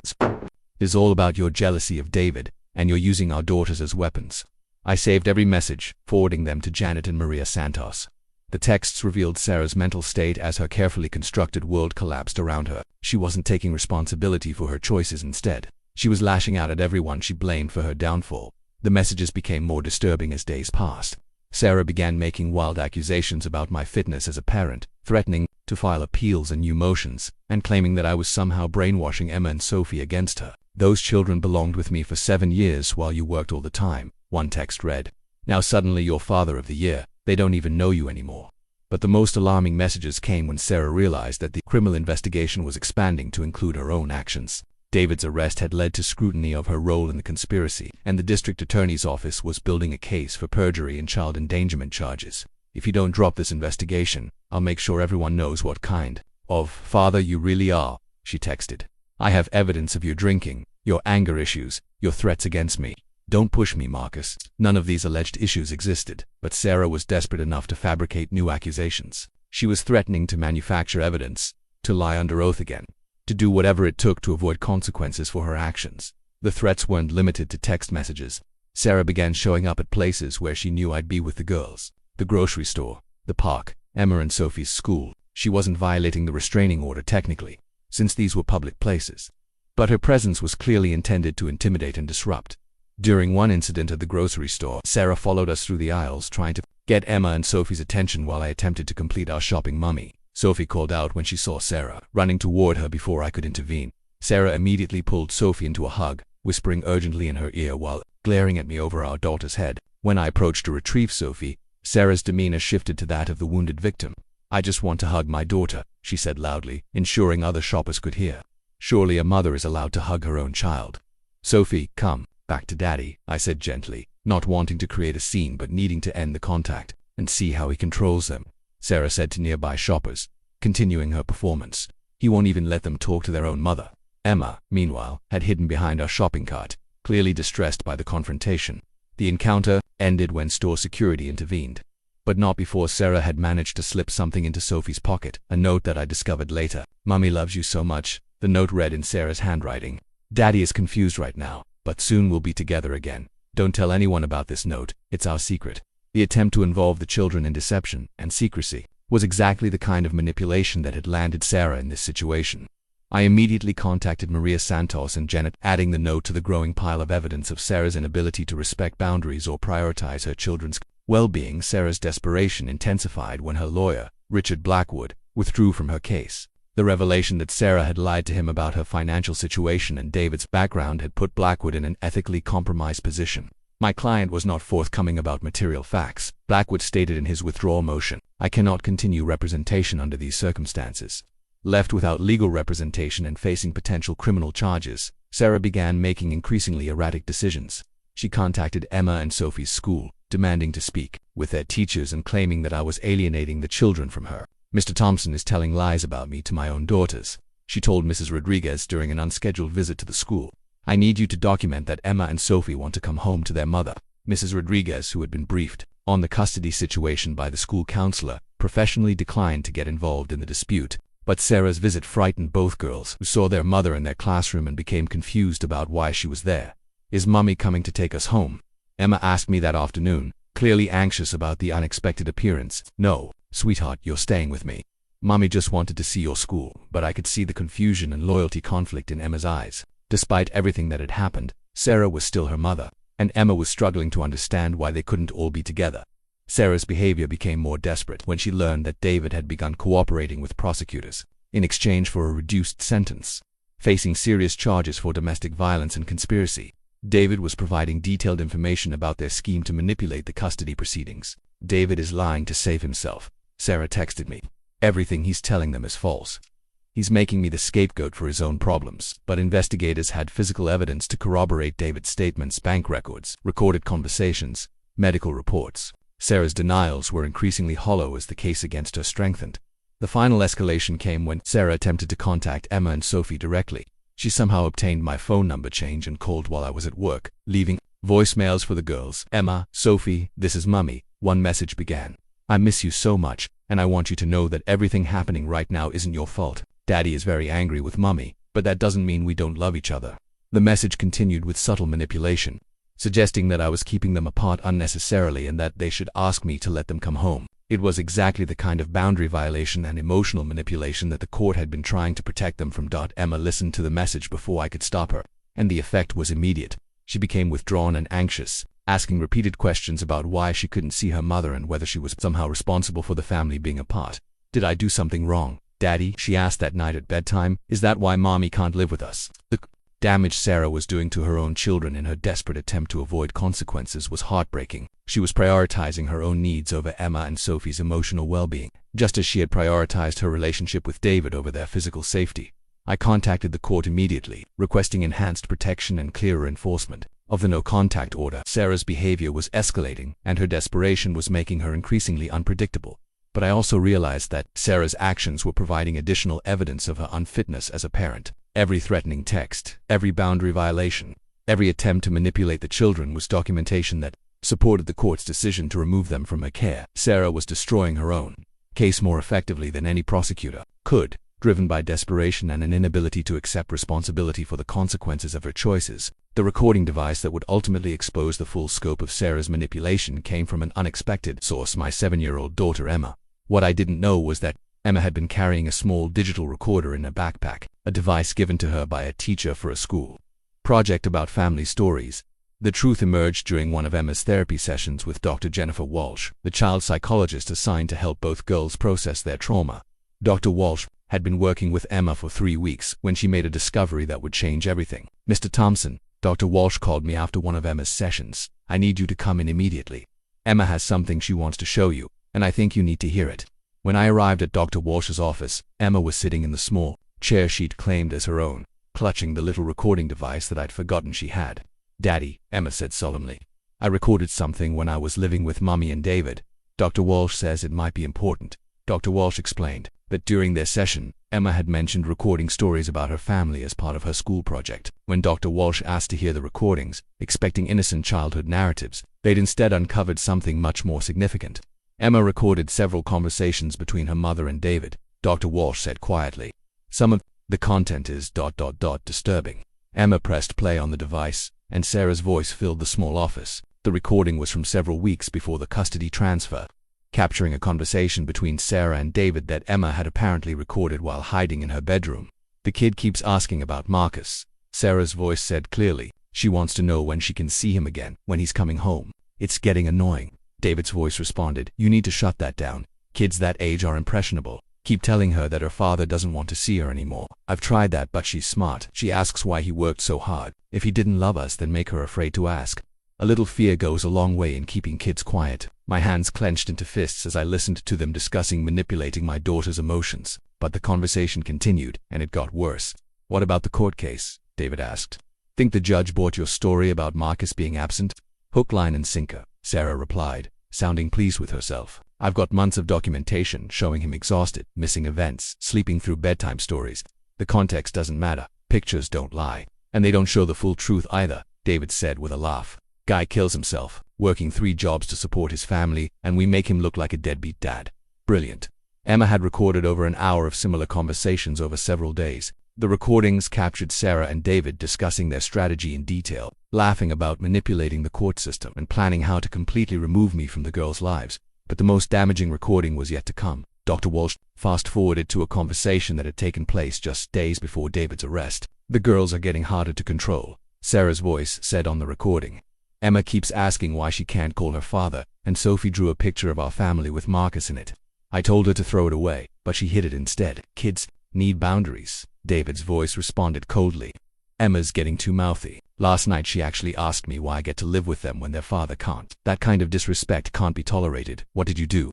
I explained the situation in terms she could understand. A little physical correction goes a long way toward teaching respect. Sarah's response chilled me to the bone. "Just try not to leave marks where people can see them. We can't afford any questions right now." She knew. Sarah had known that David was hurting our daughters, and her only concern was avoiding detection. She wasn't protecting them, she was protecting her custody arrangement and her relationship with David. The recording continued with discussion of their planned move out of state, their strategy for gradually reducing my already limited visitation, and their ultimate goal of making Emma and Sophie forget about me entirely. "Give it 2 years," David said on the recording, "and they won't even remember what he looks like." Kids that age adapt quickly to new situations. The younger one might, Sarah agreed, but Emma's going to be a problem. She's too attached to Marcus. That's why we need to break that attachment now, while she's young enough to form new loyalties. Dr. Walsh stopped the recording and looked at me with professional sympathy mixed with personal outrage. "Mr. Thompson, I've been working with traumatized children for 15 years, and I've never heard such calculated emotional abuse discussed so casually." Emma, who had been sitting quietly during the playback, looked up at me with serious eyes. I knew what they were saying was wrong. "Daddy. That's why I recorded it. I wanted someone to know the truth."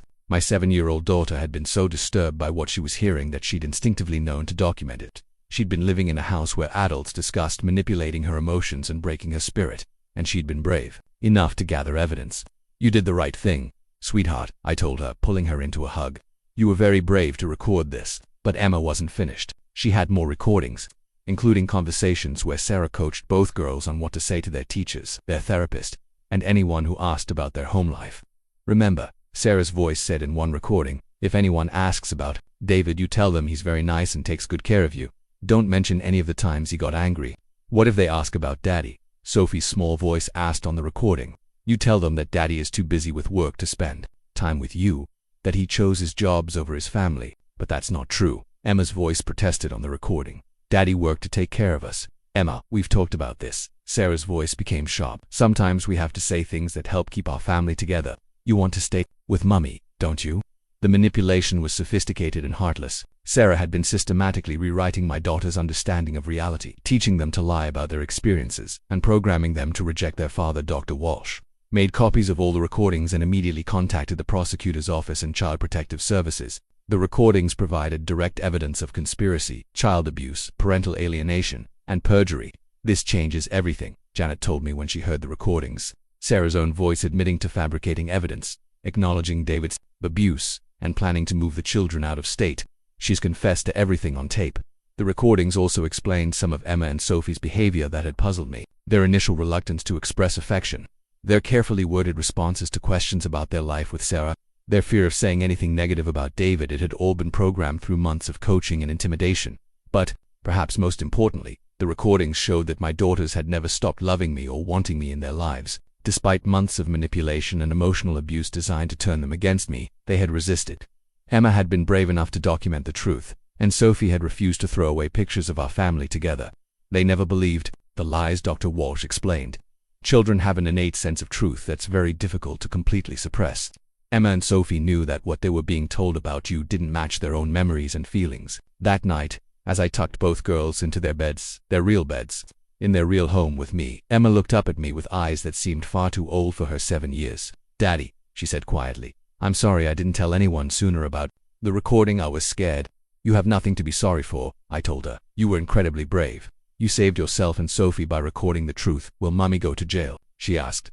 It was a question I'd been dreading, but one that deserved an honest answer appropriate for her age. "Mommy made some bad choices that hurt you and Sophie," I said carefully. "Now she has to face the consequences of those choices. But whatever happens to Mommy, you and Sophie is safe with me."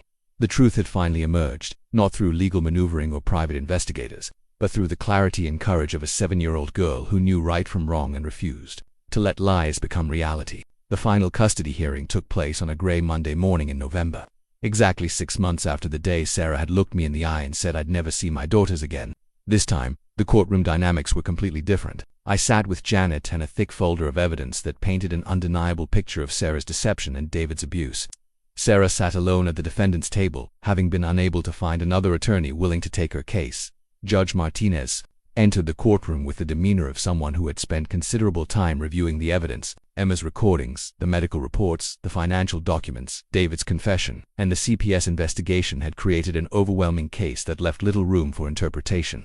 "This court has reviewed all evidence submitted by both parties," Judge Martinez began, "as well as the reports from Child Protective Services, the children's therapist, and the criminal investigation findings. This case represents one of the most systematic attempts to manipulate family court proceedings that I have encountered in 20 years on the bench." Sarah's new public defender, a young lawyer named Tom Bradley, who'd been assigned to a case just days earlier, stood nervously. "Your Honor, my client maintains that her actions were motivated by genuine concern for her children's welfare." Judge Martinez fixed Sarah with a steady gaze. "Ms. Thompson, you have been given multiple opportunities to explain your actions. Your daughter's recordings, medical evidence, and your co-conspirator's confession paint a clear picture of deliberate deception and child endangerment. Do you wish to make a statement before I render my decision?" Sarah stood shakily. The confident, composed woman who had destroyed me in the first custody hearing was gone, replaced by someone who looked exhausted and desperate. "Your Honor," Sarah began, her voice barely above a whisper, "I never meant for my children to be hurt. I just I wanted what was best for them." "Ms. Thompson," Judge Martinez interrupted, "the evidence shows that you allowed a man with a history of domestic violence to physically abuse your daughters, while systematically working to remove their father from their lives. How was any of that in their best interest?" Sarah's composure finally cracked. "David said he loved me. He said he would help me build a stable life for Emma and Sophie. I didn't know he would hurt them." "The recordings indicate otherwise," Judge Martinez replied coldly. "Your own voice is captured telling Mr. Chen to avoid leaving visible marks when he disciplined your daughters. You knew about the abuse and your only concern was concealment." Tears streamed down Sarah's face, but they felt calculated rather than genuine. Even now, facing the complete destruction of her case, she seemed to be performing rather than accepting responsibility. Janet stood to present our final arguments. "Your Honor, the evidence demonstrates that Ms. Thompson engaged in a systematic campaign to alienate minor children from their father through perjury, financial deception, and collaboration with a violent individual. Mr. Thompson has proven himself to be a devoted father who worked tirelessly to support his family." She presented character witness statements from my co-workers, neighbors, and Emma and Sophie's teachers, people who had observed my dedication and love for my daughters, despite Sarah's attempts to paint me as absent and uncaring. "Most importantly," Janet continued, "the children themselves have expressed their desire to remain with their father. Despite months of manipulation designed to turn them against him, Emma and Sophie have consistently shown love and attachment to Mr. Thompson." Dr. Walsh had submitted a detailed report about the girls' progress since being in my care. Both children were sleeping better, performing better in school, and showing significant improvement in their emotional regulation. Emma had stopped having nightmares and Sophie had regained her natural outgoing personality. "The children's improvement in Mr. Thompson's care speaks to the stability and love he provides," Janet concluded. "They deserve the chance to heal from the trauma they experienced while in Ms. Thompson's custody." Judge Martinez reviewed her notes one final time before rendering her decision. Based on the evidence presented, including recordings of Ms. Thompson's own admissions, medical evidence of child abuse, and professional assessments of the children's well-being, this court makes the following orders. The courtroom was silent as she continued. Full physical and legal custody of Emma and Sophie Thompson is awarded to their father, Marcus Thompson. Ms. Thompson's parental rights are not terminated, but her visitation will remain supervised indefinitely, pending completion of mandatory parenting classes, psychological evaluation, and domestic violence counseling. I felt a wave of relief wash over me, but Judge Martinez wasn't finished. Furthermore, Ms. Thompson is prohibited from having any contact with the minor children outside of supervised visitation. She is prohibited from contacting them by phone, text, email, or through third parties. Any violation of this order will result in immediate termination of visitation rights. Sarah's lawyer attempted to object to the harsh restrictions, but Judge Martinez cut him off. Mr. Bradley, your client conspired to commit perjury, enabled child abuse, and systematically attempted to destroy the relationship between these children and their father. The restrictions are warranted and necessary for the children's protection. The judge turned to address me directly. Mr. Thompson, while this court recognizes the injustice you have suffered, the focus now must be on healing and recovery for your daughters. I'm ordering continued family counseling and recommend that you work with Dr. Walsh to help Emma and Sophie process their experiences. As the hearing concluded, I felt a complex mixture of emotions. Victory, yes, but also sadness for what my daughters had endured and what they'd lost in terms of their relationship with their mother. Sarah had destroyed not only my relationship with Emma and Sophie, but ultimately her own as well. Sarah didn't look at me as she left the courtroom, flanked by her lawyer and a victim's advocate who was there because she was facing criminal charges. The woman who had once been my wife, the mother of my children, had become a stranger whose choices had put our daughters in danger. Outside the courthouse, Janet and I reviewed what would happen next. Sarah was facing criminal charges for perjury and child endangerment, with David as the state's primary witness against her. The civil case was over, but the criminal consequences were just beginning. How do I explain this to Emma and Sophie? I asked Janet as we walked to our cars. Honestly, adroitly, and with the help of Dr. Walsh, she replied, "They're resilient kids, Marcus. They survived something terrible, but they're safe now. That's what matters." That evening, I sat with my daughters in our living room, trying to find words to explain that the custody battle was over and they would be staying with me permanently. "Does this mean we don't have to move away?" Emma asked. She'd apparently overheard more of Sarah and David's conversations than I'd realized. "You're staying right here with me," I told her. "This is your home, and I'm not going anywhere."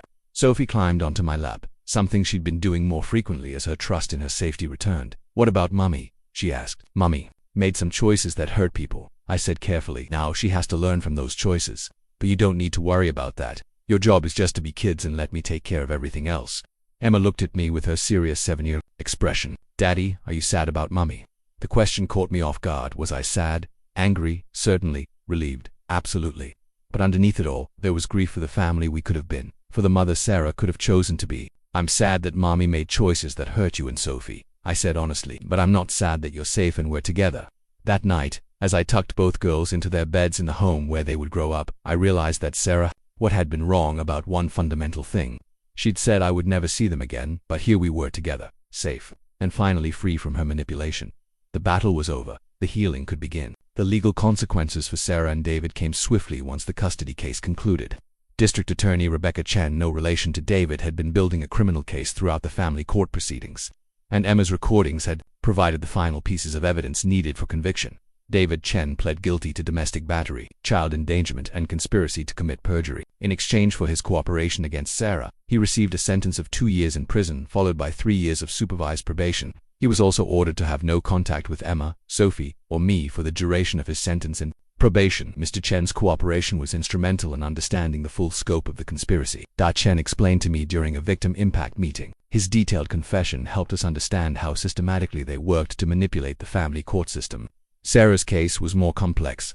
Initially, she maintained her innocence, claiming that David had manipulated her just as thoroughly as he had manipulated the court system. Her new attorney attempted to paint her as another victim of David's abuse and control, but Emma's recordings destroyed that defense.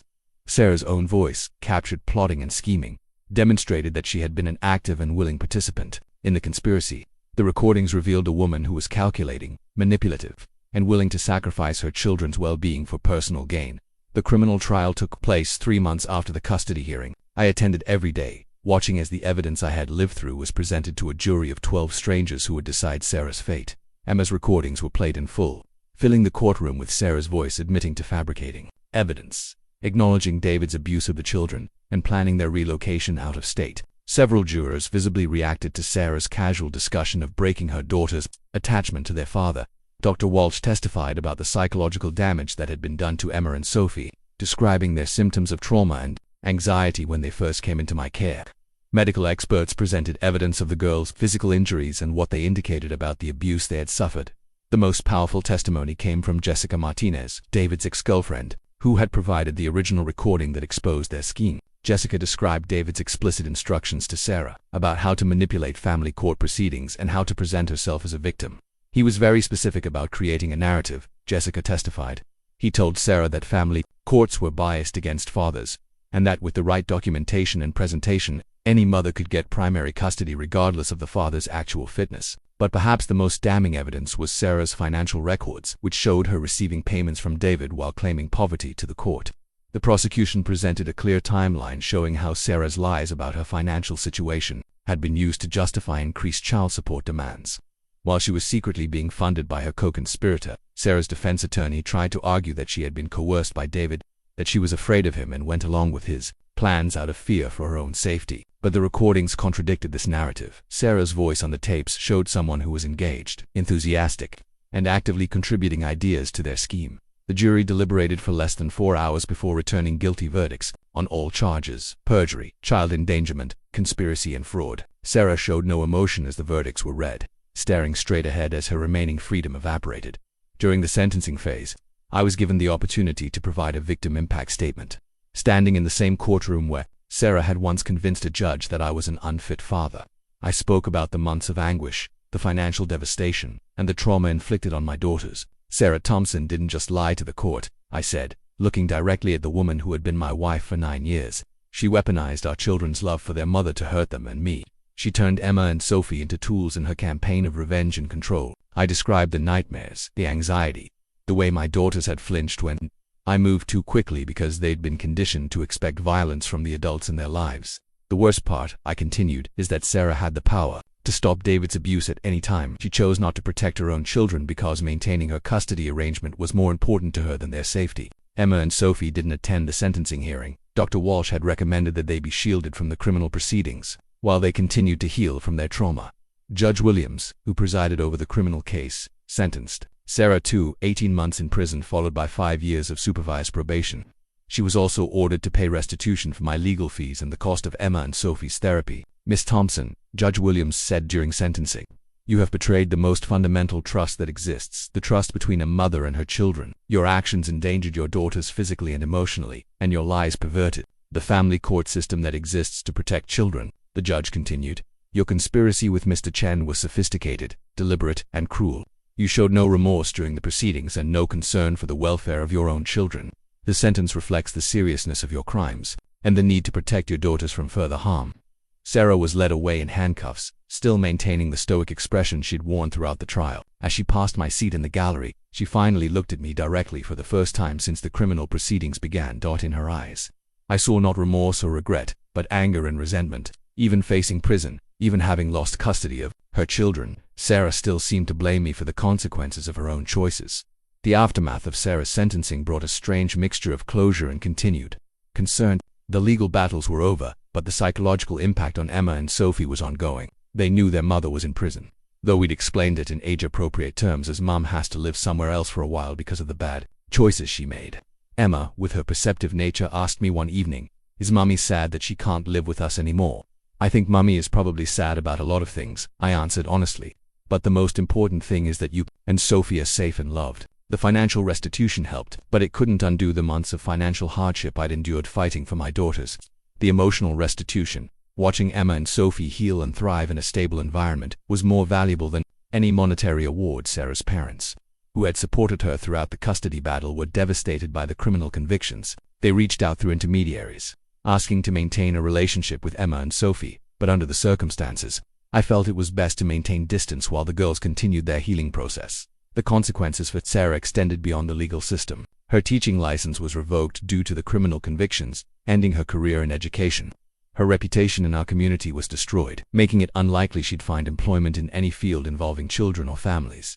David, meanwhile, was serving his sentence in a minimum security facility, reportedly spending his time participating in anger management and domestic violence rehabilitation programs. Whether these programs would change his fundamental character remained to be seen. As I watched Emma and Sophie laugh and play in our backyard, free from the fear and manipulation they'd lived with for months, I felt a deep satisfaction knowing that justice had been served. The people who had hurt my daughters were facing real consequences for their actions. But more importantly, Emma and Sophie were safe, loved, and finally able to simply be children again. With the legal battles behind us, the real work of rebuilding our lives began.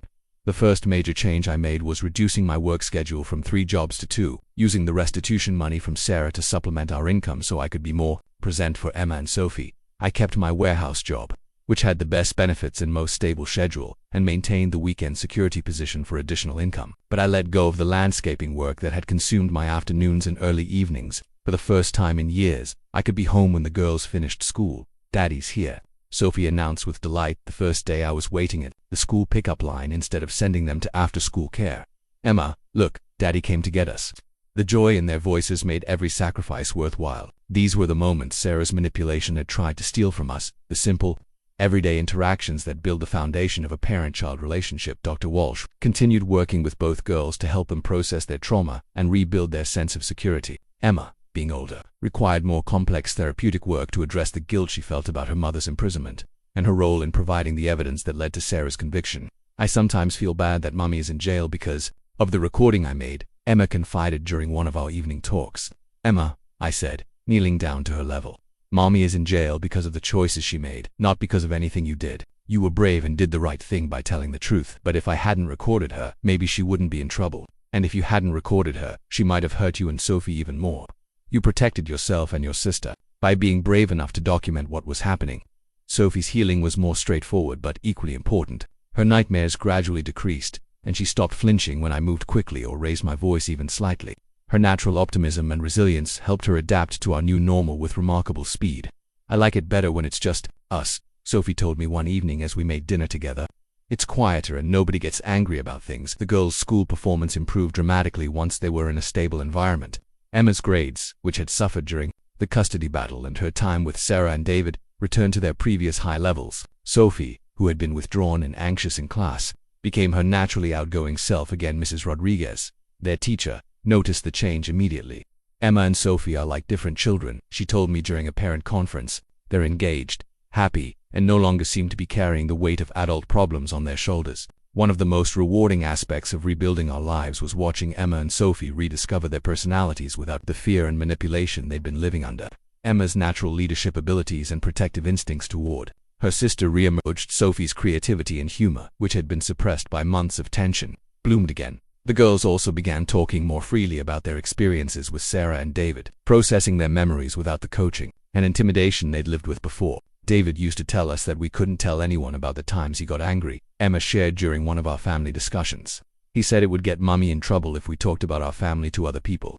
"That's called a secret," I explained. "An adult should never ask children to keep secrets about being hurt or scared. If any adult ever tells you to keep a secret about something that makes you uncomfortable, you tell me right away." Sophie nodded seriously. "David said we were bad girls when we asked about you. But we weren't bad, were we, Daddy?" "You were never bad, sweetheart. You were little girls who missed their father and wanted to understand why your family was changing. That's normal and healthy." As months passed, I began to see the girls' relationship with each other strengthen. The trauma they'd shared had created a bond between them, and they'd learned to comfort and protect each other during the worst times with Sarah and David. "Emma took care of me when David was mean," Sophie told Dr. Walsh during one of their sessions. "She would hold my hand and tell me stories when he was shouting." Emma had stepped into a protective role that no 7-year-old should have to assume, but her resilience and love for her sister had helped them.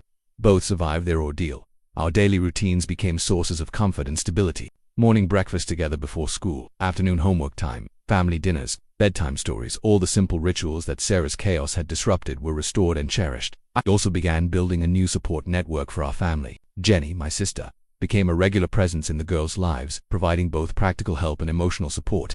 My mother, whose health had been declining during the custody battle, rallied once she understood the full scope of what had happened and became a devoted grandmother figure. "I'm sorry I didn't see what Sarah was doing," my mother told me during one of her visits. "I should have questioned her version of events instead of assuming she was telling the truth. She fooled a lot of people." "Mom," I replied. "That was her skill, making people believe she was the victim when she was actually the perpetrator." The girls' relationship with their extended family on my side was rebuilt gradually. They'd been told so many lies about who cared about them and who didn't that it took time for them to trust that their grandmother, aunt, and cousins genuinely loved them. But perhaps the most meaningful aspect of our rebuilding process was watching Emma and Sophie learn to trust in the permanence of our family unit. They'd lived through so much instability and manipulation that it took months for them to truly believe that I wasn't going anywhere. "Daddy," Emma asked me one evening as I tucked her in, "you're not going to leave us, are you?" "Never," I told her firmly. "I fought to keep you and Sophie, and I will always fight to keep you. You're stuck with me forever." She smiled and settled into her pillow with the kind of contentment I hadn't seen from her in over a year. 6 months after Sarah's sentencing, I received a letter from her in prison. The letter was full of self-pity and blame, claiming that she'd been manipulated by David and that the system had been unfair to her. She made no mention of the pain she'd caused Emma and Sophie, no acknowledgement of her own responsibility for their trauma. I threw the letter away without finishing it. Sarah was still trying to manipulate and control from prison, still refusing to take responsibility for her choices. Emma and Sophie deserved better than a mother who couldn't acknowledge the harm she'd caused them that evening. As I watched my daughters playing together in our living room, laughing and carefree in a way they hadn't been for over a year, we felt a deep sense of gratitude for how far we'd come. We were rebuilding, healing, and moving forward together. The family that Sarah had tried to destroy was stronger than ever. A year after winning custody of Emma and Sophie, my life looked completely different than it had during those dark months of fighting Sarah's manipulation. The most significant change came when my supervisor at the warehouse, Mike, recommended me for a promotion to shift manager. The position came with better pay, regular hours, and health insurance that covered the girls' ongoing therapy sessions. "Marcus," Mike told me when he offered the promotion, "I've watched you work harder than any man should have to work, and I've seen you fight for your kids when most people would have given up. You deserve this opportunity." The promotion meant I could finally give up the weekend security job, freeing up time to be present for Emma and Sophie's activities and milestones. For the first time since their birth, I had a schedule that allowed me to be a full-time father rather than a part-time presence juggling multiple jobs.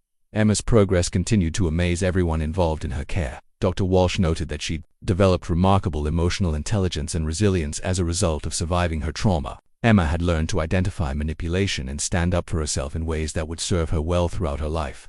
"Emma has developed a very strong sense of justice and truth," Dr. Walsh explained during one of our Keen's children, who survive gaslighting and manipulation often become adults who are exceptionally good at recognizing dishonesty and protecting vulnerable people. Emma's protective instincts towards Sophie had evolved into healthy sibling support rather than the hypervigilance she'd developed during their time with Sarah and David.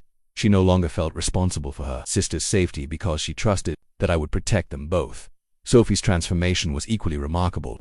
The anxious, withdrawn child who had flinched at sudden movements had become a confident, outgoing little girl who approached life with enthusiasm and joy.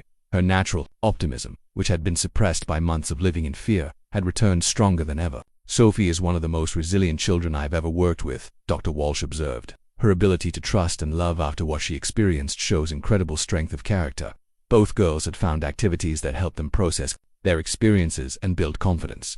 Emma joined the school's peer mediation program, where she helped other children resolve conflicts peacefully. Sophie discovered a love for art therapy and spent hours drawing pictures that told stories of healing and hope. Our home life had settled into comfortable routines that prioritized stability and open communication. Family dinners became opportunities to discuss the day's events, share concerns, and celebrate achievements. Bedtime stories evolved into conversations about dreams, fears, and plans for the future. "I want to be a lawyer when I grow up," Emma announced one evening, "like Ms. Mills, but I want to help kids who are in trouble." "That's a wonderful goal," I told her. "You'd be great at helping other children." "I want to be an artist," Sophie added. "I want to paint pictures that make people happy." Their dreams reflected their healing. Emma wanted to protect other children from what she'd experienced, while Sophie wanted to bring joy to the world. Both goals showed children who had processed their trauma and emerged stronger. The girls' school performance continued to improve as they felt increasingly secure in their environment. Emma was selected for the Gifted and Talented program, while Sophie was chosen to display her artwork in the school's annual exhibition. Their teachers regularly commented on their positive attitudes and strong work ethic. My relationship with my extended family also strengthened during this period. Jenny became Emma and Sophie's favorite aunt, taking them on adventures and providing me with backup support whenever I needed it. My mother, whose health had improved once the custody crisis ended, delighted in being the kind of grandmother she'd always wanted to be. "Those girls saved my life," my mother told me during one of our Sunday dinners. "Watching them heal gave me something to fight for when my own health was failing." Emma and Sophie's relationship with their maternal grandparents remained complicated. Sarah's parents had sent a few letters requesting contact, but given their support of Sarah throughout the custody battle and their continued insistence that she was more victim than perpetrator, I felt it was best to maintain distance while the girls continued healing. "Maybe when they're older," Dr. Walsh advised. Emma and Sophie can decide for themselves whether they want a relationship with their maternal grandparents. For now, they need stability and protection from people who might undermine their healing. One of the most meaningful developments was watching Emma and Sophie learn to trust in the permanence of our family. They no longer asked if I was going to leave them or if they'd have to move away. They'd internalized the security of knowing that I would always be there for them. The legal aftermath of Sarah's case continued to unfold. Her appeals had been denied, and she was serving her full sentence. David had been released after 18 months but was required to maintain no contact with our family. Occasionally I heard through mutual acquaintances that both of them were struggling to rebuild their lives after their convictions. I felt no satisfaction in their continued difficulties, but I also felt no sympathy. They had made choices that put my daughters in danger, and the consequences of those choices were their responsibility to bear. The financial stability that came with my promotion allowed me to start planning for Emma and Sophie's future in ways I hadn't been able to before. I opened college savings accounts for both girls and began researching schools and programs that would nurture their developing interests and talents. "Daddy," Emma said one evening as we worked on her homework together, "I'm glad we went through all that scary stuff because now I know how strong we are." Her words reflected the wisdom of a child who had faced adversity and emerged stronger.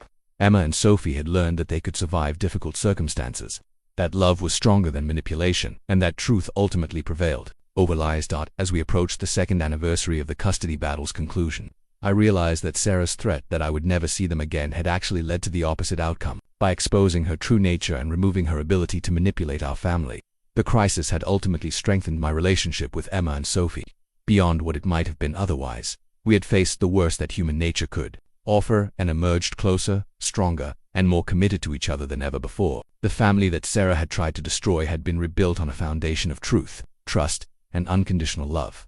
Looking at my daughters as they played in our backyard, confident and secure in their knowledge that they were loved and protected, I felt a deep sense of gratitude for how far we'd come and excitement for the bright future that lay ahead of us. 2 years after that devastating day when Sarah looked me in the eye and said I'd never see my daughters again, I sit in my home office writing in the journal Dr. Walsh suggested I keep as part of my own healing process. Emma and Sophie are doing homework at the kitchen table, their voices carrying down the hallway as they help each other with math problems and share stories from their day at school. The journey from that moment of despair to this evening of ordinary family life has taught me lessons I never wanted to learn but am grateful to possess. The most important lesson is that the family court system, while imperfect, can ultimately serve justice when the truth is persistent and well documented. But getting to that truth requires resources, determination, and sometimes a level of investigation that most parents can't afford. I think often about the fathers who face similar situations but lack the support system I had. Jenny's emotional support, Ray Morrison's investigative skills,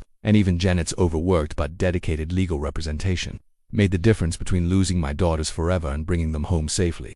Without any one of those elements, Sarah's manipulation might have succeeded permanently. The experience taught me that narcissistic manipulation is more sophisticated and dangerous than most people realize. Sarah didn't just lie about our family situation, she created an entire, alternate reality and convinced everyone from judges to teachers to accept her version of events. She weaponized the natural bias toward protecting mothers and used it to hide her own harmful behavior.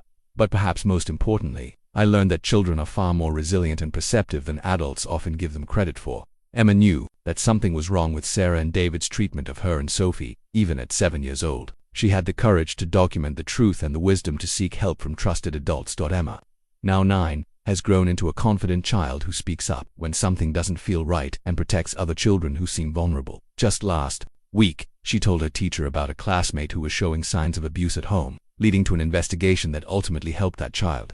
"I know what it looks like when grown-ups are hurting kids," she explained to me, "and I know that kids need someone to believe them and help them." Sophie, now 8, has maintained her natural optimism while developing an awareness of her own strength. She no longer fears loud voices or sudden movements, and she's learned to express her feelings directly rather than hiding them out of fear. "Not scared of anything anymore," she told me recently, "because I know you'll always protect me, and I know I'm brave enough to protect myself too." Both girls have occasional questions about their mother and what happened during those dark months. Dr. Walsh helped me develop age-appropriate ways to explain the situation without demonizing Sarah or making the girls feel responsible for her choices. "Mommy was sick in her thinking. I've explained to them. She made bad choices because she was more worried about getting what she wanted than about keeping you safe. That's not your fault, and it doesn't mean she didn't love you in her own way." They seem to accept this explanation and don't express desire to see Sarah, though I've made it clear that if they ever want to explore that relationship when they're older, I'll support their decision with appropriate safeguards in place. The financial recovery took longer than the emotional healing, but my promotion and the restitution payments eventually restored our stability. More importantly, I learned to prioritize differently. During the custody battle, I thought working 3 jobs made me a good father. Now I understand that being present and emotionally available is more valuable than any amount of overtime pay. Stayed in touch with some of the people who helped us through the crisis.